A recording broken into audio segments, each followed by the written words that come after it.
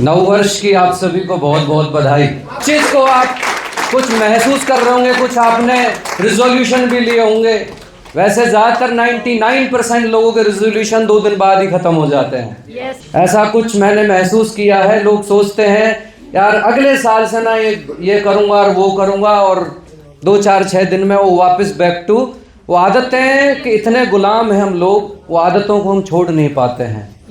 और आदतों की वजह से इंसान बनता है, राइट। आदतें आसान नहीं है किसी आदत को छोड़ना, ऐसा मेरा मानना है। और आपने महसूस किया होगा बहुत बरसों लग जाते हैं आदत को बनने में भी, और आदत से निकलने में भी बरसों लग जाते हैं। क्योंकि कोई भी चीज़ आज जहाँ भी आप पहुँचे हैं, आप जो भी आपका लेवल है, आप जो भी कुछ हैं, आप सब अपनी आदतों की वजह से हैं। और आदतों को जब तक आप ठीक नहीं करोगे, जीवन में आप आगे कभी ग्रोथ नहीं कर पाएंगे। क्योंकि आदतों से ही सब कुछ ठीक होता है, राइट। क्योंकि हम 25 में आ गए तो कुछ महसूस तो होना चाहिए ना। और अगर हम ऐसे ही रहे जो 24 में थे, तो फिर कुछ फ़ायदा थोड़ी ना 25 आने का। वही ऐसा अगर आपका वर्जन बदलेगा नहीं, फ़ोन अपने आप को अपग्रेड कर रहा है, हर महीने तीसरे महीने कुछ ना कुछ अपग्रेड होता रहता है। और हम इंसान आज भी वही सोच के साथ चल रहे हैं तो बात बनने वाली नहीं है। अपने आप को भी हमें अपग्रेड करना पड़ेगा, क्योंकि नीड है। आज दुनिया बदल रही है, हर चीज़ बदल रही है, हर चीज़ अपने आप को अपग्रेड कर रही है, नेचर बदलता जा रहा है। और आप अभी भी अगर उसी तरीके के इंसान हैं जो आप 24 में थे और 25 में, उसी तरीके से आप अपना जीवन जीने के तरीकों में अगर बदलाव नहीं करोगे तो बात बनने वाली नहीं है। तो हमें थोड़ा सा अपने अंदर बदलाव करना पड़ेगा। और अपलाइन के बारे में आपने प्रताप जी से जाना, और मेरा क्या टॉपिक है, डाउन लाइन में क्या गुण होने चाहिए। अभी तक आपने अपलाइन के गुण तो देख लिए, राइट।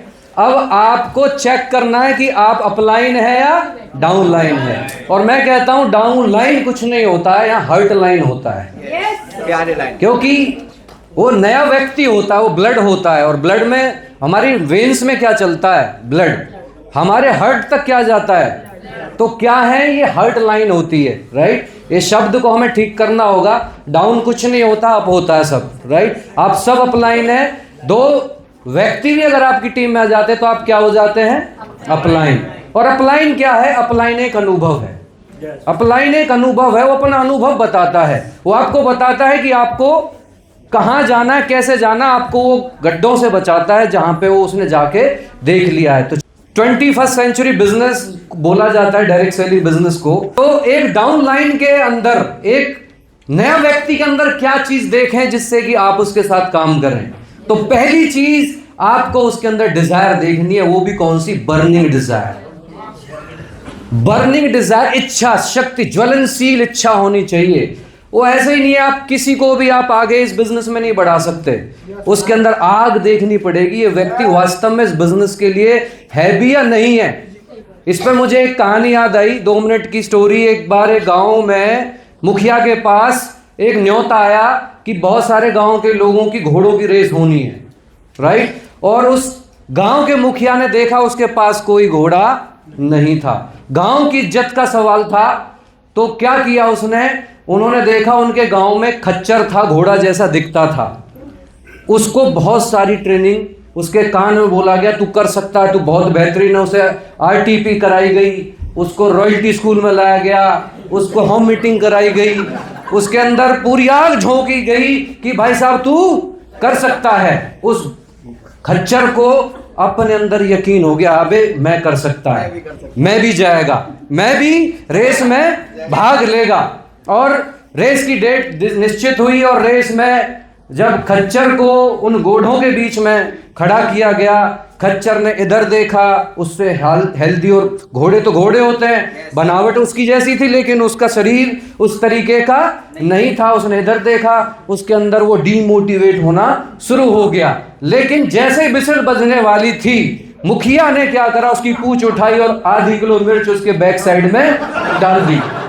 और भाई साहब वो घोड़ा जो दौड़ा वो दौड़ा, इतना दौड़ा, उसके बाद वो कभी नहीं रुका। उसका मतलब क्या है? उसके अंदर आग थी, आग, उसके अंदर आग लगी थी और वो इस तरीके से दौड़ा, उसने सारी रेस को भी जीता और उसके बाद वो पीछे मुड़ के देखा ही नहीं।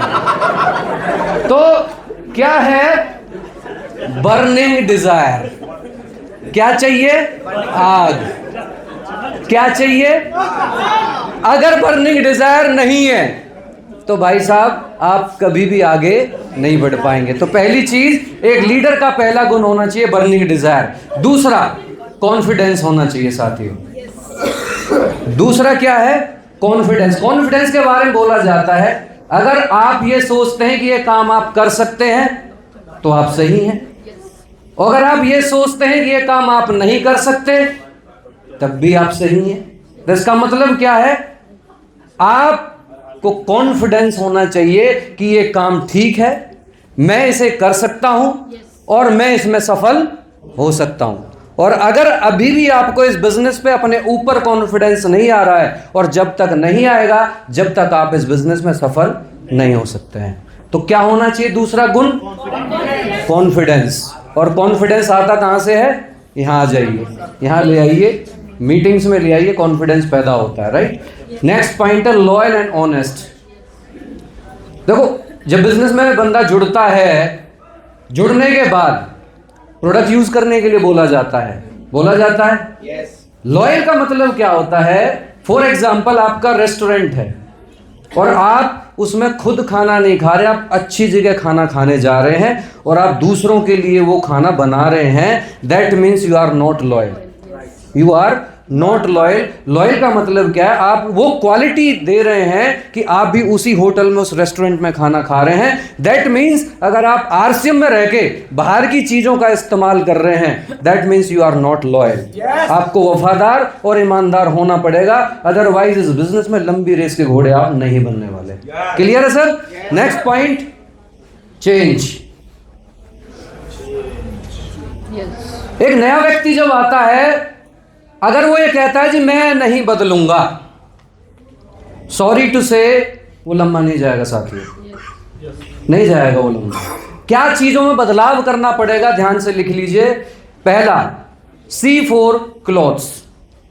वो कहता है मैं इसी लोअर टी शर्ट में प्लान दिखाऊंगा, नहीं बनेगी बात साथियों। इस बिजनेस की सबसे पहली नीड है, आप सक्सेसफुल पर्सन दिखने चाहिए। अगर आपके कपड़े, आपका बॉडी लैंग्वेज, आप सक्सेसफुल नहीं लग रहे हो तो कोई भी व्यक्ति आपको सुनने के लिए राजी नहीं होगा। बदलाव को एक्सेप्ट करना पड़ेगा, आपको कपड़ों में सबसे पहले बदलाव लाना पड़ेगा। दूसरा है आदतों में। जो अभी की आदतें हैं ना, ढीली ढाली आदतें, वो 10 बजे सो के उठना, वो चीज़ों को सही ढंग से नहीं करना, उल्टी सीधी बातें करना, वो आदत को, खराब आदतों को हमें छोड़ना पड़ेगा। अच्छी आदतों के लिए ही स्कूल खोले जाते हैं, बुरी आदतों के लिए कोई स्कूल नहीं खोले गए, राइट। अच्छी आदतें अगर आपके अंदर होंगी तो आपको हैबिट्स पे काम करना पड़ेगा, उन पुरानी आदतों से आप कामयाब नहीं हो पाएंगे, राइट। ए फॉर एटीट्यूड, यहां पे लॉइंस वाला एटीट्यूड रखना पड़ेगा। लॉइन को कौन होता है? जंगल का राजा बोला जाता है। उसका एटीट्यूड ऐसा होना चाहिए आपका, आप भिड़ोगे ना लोगों से, डाउन फील नहीं होना चाहिए आपको कभी भी। लोग मिलेंगे आपको, एक से खतरनाक लोग मिलेंगे, भिड़ेंगे आप उनसे, और अगर आपका कॉन्फिडेंस लो हो गया, आपका एटीट्यूड ऐसा होना चाहिए। देखो, एटीट्यूड कब सॉलिड होता है? जब आपको विश्वास होता है कि आप सही काम कर रहे हैं। अगर आपको फेथ है कि ये काम सही है, मैं सही काम कर रहा हूं, तो आपका कॉन्फिडेंस नंबर 1 होगा, राइट। या विश्वास है ना, ये काम सही है, मैं कर सकता हूं, तो ऑटोमेटिकली आपका एटीट्यूड हाई होगा, राइट। नेक्स्ट है नेचर। जी मैं ऐसा ही हूं, मैं नहीं बदलूंगा सर, मेरा तो नेचर ही ऐसा है, मैं तो लोगों से ऐसी बात करता हूं, मैं तो देसी तरीके से ही बात करूंगा। सर नहीं sir, you have to change your nature also. Change तो करना ही पड़ेगा ना सर, नेचर तो बदलना ही पड़ेगा। आप उस करंट नेचर के साथ कामयाब कैसे हो जाओगे, राइट। और नेक्स्ट है गोल्स। अगर कोई व्यक्ति कहता है सर मैं टारगेट बना के काम नहीं करता सर, मैं तो ऐसे ही काम करता हूं, सर जब तक आपके पास कोई लक्ष्य नहीं है ना, कोई भी लक्ष्य आप उठोगे ही नहीं सुबह, लक्ष्य है तभी आप सुबह आप नौकरी के लिए जाते हो, एक लक्ष्य होता ना कि 1 महीने के बाद मुझे सैलरी मिलेगी। आपके पास यहां पे भी लक्ष्य होना चाहिए। उस व्यक्ति का लक्ष्य बनवाना पड़ेगा।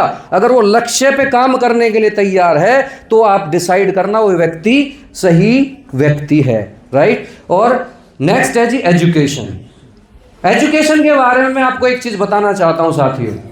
एक नया व्यक्ति जब जुड़ता है उसे अपनी पुरानी फील्ड का एक्सपीरियंस होता है, उसका अनुभव होता है, पुरानी पढ़ाई लिखाई है उसने। फॉर एग्जाम्पल मैंने कंप्यूटर लाइन से MCA किया हुआ है, मुझे कंप्यूटर का अनुभव है, मुझे डायरेक्ट सेलिंग का अनुभव थोड़ी ना है। मैं अगर ये कहूं सर मैं तो अपने कंप्यूटर के हिसाब से RCM बिजनेस करूंगा, क्या हो जाएगा सर? देखिए एजुकेशन का मतलब क्या है। आप अगर 10,000 रुपये कमा रहे हैं ना तो आप 10,000 के ही व्यक्ति हैं। आपको अगर 1 लाख कमाना है ना तो आपको 1 लाख जैसी एजुकेशन लेनी पड़ेगी। एजुकेशन में क्या है, देखिए स्किल्स होती हैं सर, कम्युनिकेशन स्किल्स हैं, राइट, ऑब्जेक्शन हैंडलिंग स्किल्स हैं। ये स्किल्स आप बिना सीखे आप कैसे लोगों से डील करोगे सर, राइट। तो ये स्किल्स आपको पहले ये पता करना पड़ेगा मेरे अंदर कौन कौन से गुण एजुकेशन नहीं है। मैं लोगों को प्लान दिखाने में मेरे क्या क्या चैलेंजेस आ रहे हैं उनको आप नोट डाउन करिए और उस जैसी किताबों को पढ़िए, अपलाइन से ट्रेनिंग लीजिए और ये सारी चीजें आप सीखेंगे जब तो आप लोगों से डील कर पाएंगे। मेरी बात से सहमत हैं आप सभी लोग? तो एजुकेशन लेनी पड़ेगी। Next point is I surrender, 100% surrender to your upline. और मैं अगर सही शब्दों में बोलूं तो आज्ञाकारी होना चाहिए। अगर वो व्यक्ति अपनी मनमर्जी चलाता है, मैं अपने तरीके से चलाऊंगा, समझ लेना सर वो ज्यादा लंबा है चलेगा नहीं। इस बिजनेस की सबसे पहली नीड अगर कह दूं तो व्यक्ति अपने कोच, जिसको वो कोच मानता है, उसको सरेंडर हो जाए। सर जैसा बोलोगे ऐसा करूंगा, जैसा कहोगे वैसा करूंगा, तो आप समझ लेना वो सही व्यक्ति है जिसके साथ आपको काम करना है। Otherwise you are wasting your time.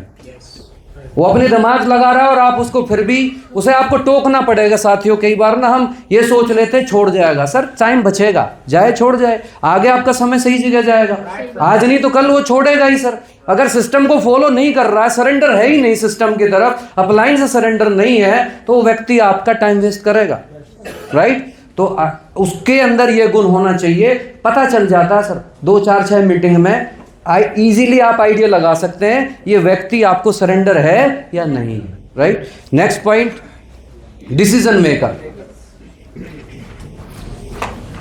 कई बार ना हम उन लोगों को इस बिजनेस में ले आते हैं जिनकी घर में चलती नहीं है। बहुत टाइम लगाने के बाद पता चलता है इसके घर में चलती ही नहीं है। जब सामान उसके मन मर्जी से नहीं आ सकता, RCM का आ ही नहीं सकता, वो क्या बताएगा किसी को, प्रोडक्ट की नॉलेज कैसे दे पाएगा साथियों। महिलाओं के साथ स्पेशल ये चैलेंज होता है।